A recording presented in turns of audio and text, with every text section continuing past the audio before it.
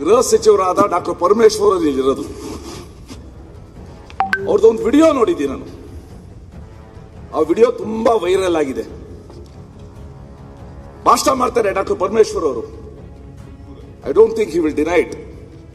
ಗೊತ್ತೇನ್ರಪ್ಪ, ನಮ್ಮ ಕಾಲದಲ್ಲಿ ಹೇಗೆ ಓಟ್ ಹಾಕಿಸ್ಕೊತಾ ಇದ್ವು ಅಂತ ಗುದ್ದುತ್ತಾ ಇದ್ವು. ಬ್ಯಾಲೆಟ್ ಪೇಪರ್ ಗುದ್ದುತ್ತಾ ಇದ್ವು. ಅವನು ಎಲ್ಲಪ್ಪ, ಅವನು ದೇವರಾಜು, ಅವನು ಎಕ್ಸ್ಪರ್ಟ್ ಇದರಲ್ಲಿ. ಗುದ್ದಿ ಗುದ್ದಿ ಗುದ್ದಿ ಗೆದ್ವು ಅಂತ ಈ ರಾಜ್ಯದ ಗೌರವಾನ್ವಿತ ಗೃಹ ಸಚಿವರು ಹೀಸ್ ಆನ್ ರೆಕಾರ್ಡ್. ಇದು ಎರಡನೇದು. ಮೂರನೇದು, ಇಂಗ್ಲಿಷ್ ಅಲ್ಲಿ ಪ್ರೋಸ್ ಅಂಡ್ ಕಾನ್ಸ್ ಅಂತ ಇದೆ. Pros and cons.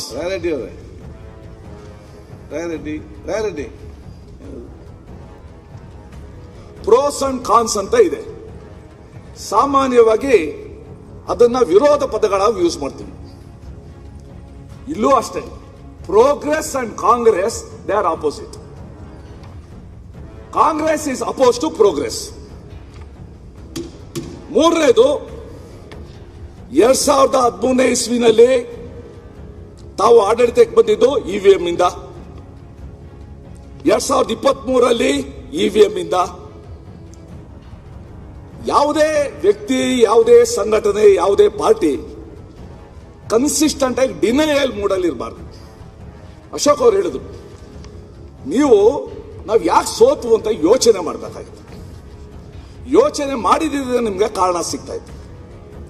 ಪಾರ್ಲಿಮೆಂಟ್ ಅಲ್ಲಿ, ಅಸೆಂಬ್ಲಿಲಿ ಅಷ್ಟು ರಿಸಲ್ಟ್ ತಗೊಂಡು ಪಾರ್ಲಿಮೆಂಟ್ ಅಲ್ಲಿ ಯಾಕೆ ಹಿಂಗಾಯ್ತು ಯೋಚನೆ ಮಾಡಬೇಕಾಗಿತ್ತು. ಅನ್ಫಾರ್ಚುನೇಟ್ಲಿ ಈ ದೇಶದಲ್ಲಿ ಆತ್ಮಾವಲೋಕನ ಅನ್ನೋದು ಪದಾನೇ ಹೊರತು ಇಂಪ್ಲಿಮೆಂಟ್ ಮಾಡೋದಂತೂ ವ್ಯವಸ್ಥೆ ಅಲ್ಲ. ಮೂರನೇದು, ಎಲೆಕ್ಷನ್ ಕಮಿಷನ್ನೇ ಒಂದು ಹ್ಯಾಕಥಾನ್ ಮಾಡಿ ಆಫರ್ ಕೊಟ್ಟಿತ್ತು, ಬನ್ನಿ ಇದನ್ನ ಮಾಡಿ ಅಂತ. ಅದನ್ನು ಎಷ್ಟು ಜನ ಉಪಯೋಗಿಸ್ಕೊಂಡ್ರು ನಮಗೆ ಗೊತ್ತಿದೆ. ಸನ್ಮಾನ್ಯ ಸಭಾಧ್ಯಕ್ಷರೇ, I am sorry to say, Sunil Kumar ಅವರು ಹೇಳಿದಂಗೆ ಈ ಬಿಲ್ಲಲ್ಲಿ ಯಾರ ಹಿತನೂ ಇದು ಗಮನದಲ್ಲಿ ಇಟ್ಕೊಂಡಿಲ್ಲ, ಯಾವುದೋ ಉಪಯೋಗನ ಗಮನದಲ್ಲಿ ಇಟ್ಕೊಂಡಿಲ್ಲ. ಉತ್ತರ ಪ್ರದೇಶದಲ್ಲಿ ಅಮೇಥಿ ಅಂತ ಒಂದಿದೆ. ಆ ಅಮೇಥಿ ಕ್ಷೇತ್ರದ ಲೋಕಸಭಾ ಸದಸ್ಯರ ಹಿತಾಸಕ್ತಿಗೋಸ್ಕರ ತಂದಿರೋ ಬಿಲ್ ಇದು. ಒಂದು ನಿಮಿಷ. ತಮಿಳುನಾಡಲ್ಲಿ ಒಬ್ರು ಜಡ್ಜು ಒಂದು ದೇವಸ್ಥಾನದಲ್ಲಿ ದೀಪ ಹಚ್ಚೋದ್ರ ಬಗ್ಗೆ ಜಡ್ಜ್ಮೆಂಟ್ ಕೊಟ್ರೆ, ಈ ಆಳುವ ಪಕ್ಷದ ಕಾಂಗ್ರೆಸ್ ಅವರು ಅವ್ರ ವಿರುದ್ಧ ಇಂಪೀಚ್ಮೆಂಟ್ ಮೂವ್ ಮಾಡ್ತಾರೆ. ಇಂಪೀಚ್ಮೆಂಟ್ ಬಿದ್ದೈತೆ, ಯಾಕಂದ್ರೆ ಸುಪ್ರೀಂ ಕೋರ್ಟ್ ಕೂಡ ಅಪೀಲ್ ಮಾಡ್ತು. ಸ್ಪೀಕರ್ ವಿರುದ್ಧ ಇಂಪೀಚ್ಮೆಂಟ್ ಮೂವ್ ಮಾಡ್ತಾರೆ. ಎಲೆಕ್ಷನ್ ಕಮಿಷನ್ ವಿರುದ್ಧ ಇಂಪೀಚ್ಮೆಂಟ್ ಮೂವ್ ಮಾಡ್ತಾರೆ. ಅಂದ್ರೆ ದೇಶದಲ್ಲಿ ಯಾವುದು ಐಕಾನಾ ಕ್ಲಾಸ್, ಇವರು ವಿಗ್ರಹ ಭಂಜಕರು, ಎಲ್ಲಾ ನಂಬಿಕೆಗಳನ್ನು ಒಡೆಯೋರು ಇವರು. ಯಾವುದು ಕೂಡ ನಂಬಿಕೆ ಇರಬಾರ್ದು, ಆ ಒಂದು ಸ್ಥಿತಿಯಲ್ಲಿದ್ದಾರೆ. ಇವತ್ತು ಇವರು ಯಾರು, ಸುನೀಲ್ ಕುಮಾರ್ ಅವರು ಹೇಳಿದಾಗೆ ಮತದಾರರ ಮತಪತ್ರಗಳ ಗೋಪ್ಯತೆ ಖಚಿತಪಡಿಸಿಕೊಳ್ಳಲು ಮತ್ತು ಮತದಾರರ ದಬ್ಬಾಳಿಕೆ, ಬೆದರಿಕೆ, ಅನಗತ್ಯ ಪ್ರಭಾವದಿಂದ ರಕ್ಷಿಸಿ ಆ ಮೂಲಕ ಪ್ರಜಾಪ್ರಭುತ್ವ ಪ್ರಕ್ರಿಯೆ ಪಾವಿತ್ರ್ಯ. ಸರ್, ಇದಕ್ಕಿಂತ ಒಂದು ರಿಡಿಕ್ಯುಲಸ್ ಬೇಕಾ? ನೀವು ಬ್ಯಾಲೆಟ್ ಪೇಪರ್ ತಂದು ಮತದಾರರ ಮತಪತ್ರದ ಗೋಪ್ಯತೆಯನ್ನು ಖಚಿತಪಡಿಸಿಕೊಳ್ಳಲು ಇವಿಎಂ ಎಂದಾಗಲ್ವಾ? ಮತದಾರನು ದಬ್ಬಾಳಿಕೆ, ಬೆದರಿಕೆ ಮತ್ತು ಅನಗತ್ಯ ಪ್ರಭಾವದ ರಕ್ಷಿಸಿ ಇವಿಎಂ ಎಂದಾಗಲ್ವಾ? ಅದು ಆ ಮೂಲಕ ಪ್ರಜಾಪ್ರಭುತ್ವ ಪ್ರಕ್ರಿಯೆ ಪಾವಿತ್ರ್ಯವನ್ನು ಸುರಕ್ಷಿತಗೊಳಿಸುವುದು. ಇದು ನೀವು ಕೊಟ್ಟಿರೋ ಉದ್ದೇಶ. ಇದಕ್ಕೆ ಮತ್ತೆ ಇವಿಎಂ ತೆಗೆದು ಮತ ಪತ್ರ ತರೋದಕ್ಕೆ ಏನ್ ಸಂಬಂಧ ಇದೆ? ಸೊ ಅದಕ್ಕೋಸ್ಕರ ಅವರು ಹೇಳಿದ್ರು, ಇವರು ಮಾಡ್ತಾ ಇದ್ದಾರೆ. ಅವರು ಹಾಕಿದ ಡಾಟೆಡ್ ಲೈನ್ ಮೇಲೆ ನೀವು ಸೈನ್ ಮಾಡ್ತಾ ಇದ್ದೀರಾ. ಇದು ನಿಜವಾಗ್ಲೂ ಹೇಳ್ತೀನಿ, ಕರ್ನಾಟಕ ಅನ್ನೋ ರಾಜ್ಯಕ್ಕೆ, ITBT ಹಬ್ ಅನ್ನುವ ರಾಜ್ಯಕ್ಕೆ, ಸಿಲಿಕಾನ್ ವ್ಯಾಲಿ ಅಂತ ಹೇಳುವ ರಾಜ್ಯಕ್ಕೆ, ಅನೇಕ ಸಂತೆಗಳಲ್ಲಿ ನಮ್ಮ ಬೆನ್ನನ್ನ ತರ್ತಾ ಇರುವ ರಾಜ್ಯಕ್ಕೆ ನೀವು ಬಗೀತಾ ಇರೋ ದ್ರೋಹ ಇದು. ಈ ಮತದಾರ ಪಟ್ಟಿಗೆ ವಾಪಸ್ ಹೋಗೋದಿದೆಯಲ್ಲ, ನಿಜವಾಗ್ಲೂ ಕೂಡ ನೀವು ಪರಮೇಶ್ವರ್ ಹೇಳಿದ ಲೋಕಕ್ಕೆ, ಕುಣಿಗಲ್ಲಾದ ಲೋಕಕ್ಕೆ ಇಡೀ ಕರ್ನಾಟಕದ ಸ್ಥಳೀಯ ಸಂಸ್ಥೆಗಳ ಮತದಾರರನ್ನ ಕರ್ಕೊಂಡು ಹೋಗ್ತಾ ಇದ್ದೀರಾ. ನೀವು ಹೇಳ್ತೀರಾ ಸ್ಥಳೀಯ ಸಂಸ್ಥೆಗಳ ಚುನಾವಣೆಯಲ್ಲಿ ಇವಿಎಂ ವಿಶ್ವಾಸಾರ್ಹತೆ ಮತ್ತು ಮತದಾರರ ಗೋಪ್ಯತೆ ಬಗ್ಗೆ ಇರುವ ಕಳವಳಗಳಿಗೆ ಯಾರ್ದಿದೆ ಕಳವಳ? ಯಾವ ವೋಟರ್ ತನ್ನ ಕಳವಳನ ಇದುವರೆಗೂ ವ್ಯಕ್ತಪಡಿಸಿದ ಇವಿಎಂ ಬಗ್ಗೆ? ಯಾರು ಈ ಇವಿಎಂ ಮುಖಾಂತರ ಎಲೆಕ್ಷನ್ ನಲ್ಲಿ ನಡೆದಾಗ ತಮ್ಗಂದ್ಕೊಂಡಂಗೆ ರಿಸಲ್ಟ್ ಬಂದಿಲ್ಲ, ಅವ್ರದ್ದು ಕಳವಳ. ಆ ಕಳವಳ ಇರುವಾಗ ನೀವು ಆ ಕಳವಳ ನಾವು ಯಾಕೆ ಹಿಂಗಾಯ್ತು ಅಂತ ಯೋಚನೆ ಮಾಡಿದರೆ ಈ ರೀತಿ ಮಾಡ್ತಾ ಇದ್ದೀರಾ. ಪ್ರಾಯಶಃ ಈ ಬಿಲ್ಲು ನೀವು ತಂದಿರೋದೇನಾದ್ರು ಅಲ್ಲಿಂದ ನೋಡಿದ್ರೆ ರಾಜೀವ್ ಗಾಂಧಿ ಅವರ ಆತ್ಮ ವಿಲಿ ವಿಲಿ ಒದ್ದಾಡುತ್ತೆ. ಇದಾ ನನ್ನ ಕಾಂಗ್ರೆಸ್, ಇವಿಎಂ ನಾನ್ ತಂದೆ, ಇವರು ಬ್ಯಾಲೆಟ್ ಪೇಪರ್ ಹೋಗ್ತಾ ಇದ್ದಾರೆ. ಅದಕ್ಕೋಸ್ಕರ ಈ ಏನ್ ಬಿಲ್ ಬಂದಿದೆ ಇದೊಂದು ರಿಟ್ರಾಕ್ಸಿವ್ ಬಿಲ್. ಇದು ನಮ್ಮನ್ನ ಹಿಂದಕ್ಕೆ ತಗೊಂಡೋಗೋ ಬಿಲ್. ಇದು ರಾಜಕೀಯ ಪ್ರೇರಿತವಾದ ಬಿಲ್. ಇದು ಒಂದು ದುರುದ್ದೇಶದಿಂದ ಕೂಡಿರುವ ಬಿಲ್. ಇದನ್ನ ಖಡಾಖಂಡಿತವಾಗಿ ನಾವು ವಿರೋಧಿಸ್ತೀವಿ. Rizwan will give. ಮಾನ್ಯ ಅಧ್ಯಕ್ಷರೇ, ಈ ಬಿಲ್ಲಿನ ಬಗ್ಗೆ ಚರ್ಚೆ ಮಾಡುವ ಸಂದರ್ಭದಲ್ಲಿ ನಮ್ಮ ಎಲ್ಲ ವಿರೋಧ ಪಕ್ಷದ ಎಲ್ಲ ನಾಯಕರು ಅವ್ರು ಮಾತನಾಡ್ತಕ್ಕಂಥ ಅಬ್ಜೆಕ್ಷನ್ ಏನಿದೆ ಅದನ್ನು ಮಾತನಾಡ್ತಕ್ಕಂಥ ಸಂದರ್ಭದಲ್ಲಿ ಅವ್ರು ಹೇಳ್ತಕ್ಕಂಥದ್ದು ಟೆಕ್ನಾಲಜಿಯ ವಿರುದ್ಧವಾಗಿದೆ. ಕರ್ನಾಟಕ ಮೋಸ್ಟ್ ಪ್ರೋಗ್ರೆಸಿವ್ ಸ್ಟೇಟ್ ಇದ್ದೀವಿ, ಟೆಕ್ನಾಲಜಿಯಲ್ಲಿ ಇನ್ನೂ ಅಡ್ವಾನ್ಸ್ಡ್ ಇದ್ದೀವಿ.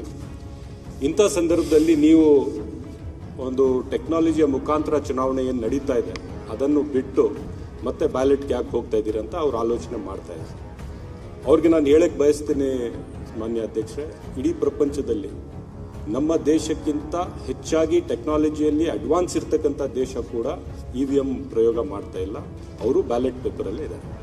If technology can be linked for A democratic process and it should be part of the democratic process ಅಂತ ಏನಾದರೂ ಬೇಸಿಸ್ ಅಂತ ಇಟ್ಕೊಂಡ್ರೆ the most advanced countries in the world who have the best technology don't use EVM, they go by ballot.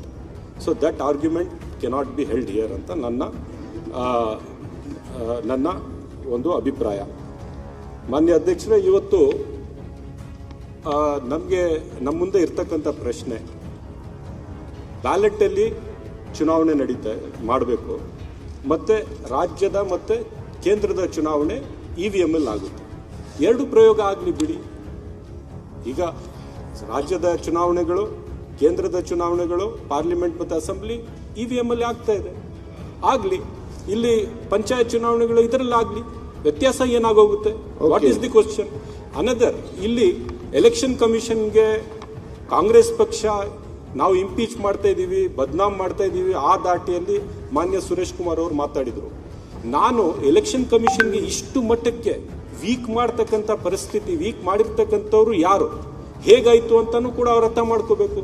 ಇವತ್ತು chief election ಕಮಿಷನರ್ಸ್ನ 3 ಜನ ಆಯ್ಕೆ ಮಾಡ್ತಕ್ಕಂಥ ಒಂದು committee ಏನಿದೆ, ಅದರಲ್ಲಿ ಚೀಫ್ ಜಸ್ಟಿಸ್ ಆಫ್ ಇಂಡಿಯಾ ಇದ್ರು, ಒಬ್ಬರು member, prime minister of India was the member and the opposition leader of the parliament was the member.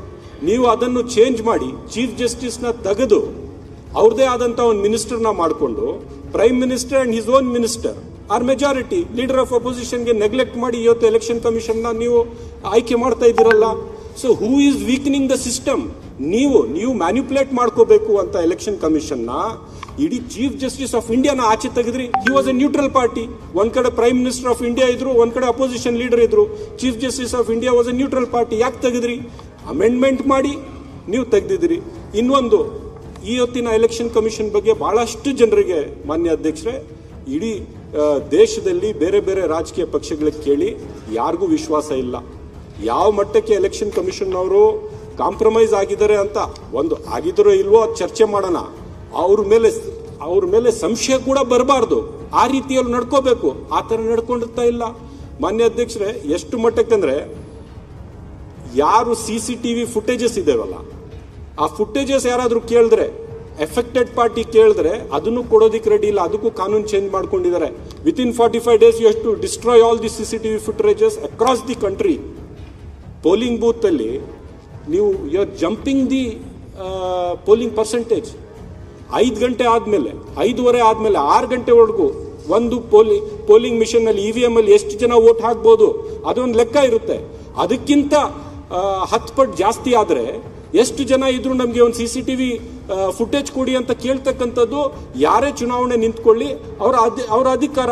ಅದು ಕೂಡ ಚೇಂಜ್ ಮಾಡ್ಬಿಟ್ಟವ್ರೆ. ಯಾರು ಕೇಳಂಗಿಲ್ಲ. ಯಾಕೆ ಕೇಳಂಗಿಲ್ಲ? Why what is there to hide?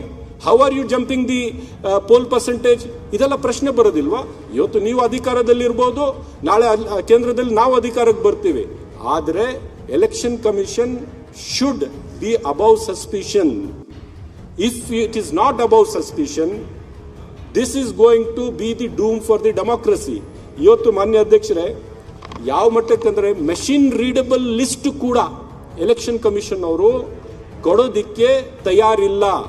ನೀವು ಟೆಕ್ನಾಲಜಿ ಬಗ್ಗೆ ಮಾತಾಡ್ತೀರಿ, ಮೆಷಿನ್ ರೀಡಬಲ್ ಲಿಸ್ಟ್ ಕೊಡೋದಿಕ್ಕೆ ತಯಾರಿಲ್ಲ. CCTV ಫುಟೇಜ್ ಕೊಡಿ ಅಂದ್ರೆ election commission of India announce ಮಾಡ್ತಾರೆ. ನಮ್ಮ ಅಕ್ಕಂದಿರು ತಾಯಂದಿರು ಬಂದು ವೋಟ್ ಹಾಕುವ ವಿಡಿಯೋ ಎಲ್ಲ ನಾವು ಪಬ್ಲಿಕ್ ಅಲ್ಲಿ ಕೊಡೋದಕ್ಕೆ ಆಗುತ್ತಾ ಅಂದ್ರೆ ವಾಟ್ ಆರ್ ಯು ಹೈಡಿಂಗ್ ಅಂತ election commission of India ಕೇಳಬೇಕಲ್ಲ.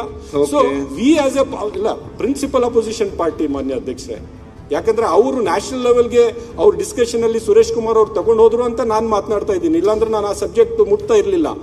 Election commission is the most manipulated organization in the country today. It has become the pawn of the BJP and it is supporting only the BJP. ಎಷ್ಟು communal speeches ಮಾಡಿದ್ದಾರೆ. ಪ್ರತಿಯೊಂದು ಚುನಾವಣೆಯಲ್ಲಿ ಕೋಮುವಾದಿ ಭಾಷಣಗಳು ಮಾಡ್ತಾರೆ. BJP ನಾಯಕರಾಗ್ಲಿ ಬೇರೆ ಬೇರೆ ನಾಯಕರಾಗ್ಲಿ ಒಂದೇ ಒಂದು ನೋಟಿಸ್ ಕೂಡ ಜಾರಿ ಮಾಡಕ್ಕೆ ಎಲೆಕ್ಷನ್ ಕಮಿಷನ್ ಅವರು ತಯಾರಿಲ್ಲ. ಅಂದ್ರೆ it has become a free for all. ಅಷ್ಟು ಓಪನ್ ಆಗಿ ಮ್ಯಾನಿಪುಲೇಟ್ ಮಾಡ್ಕೋಬೇಡಿ. ಚುನಾವಣೆ ನಿಂತ್ಕೊಳ್ಳಿ, ನೀವು ಮ್ಯಾನಿಪುಲೇಷನ್ ಮಾಡ್ತಾ ಇದ್ದೀರಿ. ಆದ್ರೆ ನಮ್ಮ ಪ್ರಜಾಪ್ರಭುತ್ವದ ಮೇಲೆ ನಂಬಿಕೆ ಇಟ್ಕೋಬೇಕಲ್ಲ. ಅಷ್ಟು ಮಟ್ಟಕ್ಕೆ ನಿಮ್ಮ ಜೋಬಲ್ಲಿ ಎಲೆಕ್ಷನ್ ಕಮಿಷನ್ ಇದಾರ ಅಂತ ನೀವು ಆ ರೀತಿ ಬಿಂಬಿಸಿದ್ರೆ ಇಡೀ ಪ್ರಜಾಪ್ರಭುತ್ವಕ್ಕೆ ನಮ್ಮ ಸಂವಿಧಾನಕ್ಕೆ ಮಾರಕವಾಗುತ್ತೆ ಅಂತ ನಾನು ಬಿಜೆಪಿ ಅವರಿಗೆ ಹೇಳ್ತಾ, ಪ್ರಿಯಾಂಕ್ ಖರ್ಗೆ ಅವರು ಮತ್ತೆ ಈ ಬ್ಯಾಲೆಟ್ ಪೇಪರ್ ಮುಖಾಂತರ ಚುನಾವಣೆ ಆಗ್ಬೋದು ಅಂತ ಅವ್ರಿಗೆ ಅನಿಸ್ತಾ ಇದ್ರೆ ಆ ಚುನಾವಣೆನೂ ಆಗ್ಲಿ. ಅದರಿಂದ ಏನ್ ಡೆಮಾಕ್ರಸಿಗೆ ಏನು ಹಾನಿ ಆಗ್ತಾ ಇಲ್ವಲ್ಲ. ಏನ್ ನಾವು ಆಫ್ರಿಕನ್ ಕಂಟ್ರೀಸ್ ತರ ಹೋಗ್ತಾ ಇದೀವಾ? ನಮ್ಮ GDP ಆಫ್ರಿಕನ್ ಕಂಟ್ರೀಸ್ ಲೆವೆಲ್ ತಗೊಂಡ್ ಬಂದವರು ಇವರು ಬಿಜೆಪಿಯ ಕೇಂದ್ರ ನರೇಂದ್ರ ಮೋದಿ ಅವರ ಸರ್ಕಾರ. ಆದರೆ ಟೆಕ್ನಾಲಜಿ ವಿಲ್ ಬಿ ಪ್ರೋಗ್ರೆಸಿವ್. ನಾವು will be at par with US and other European countries who are more advanced technologically. They are also voting on ballot. We can also vote on ballot. There is nothing wrong in it. Okay, so Ashwat Narayan.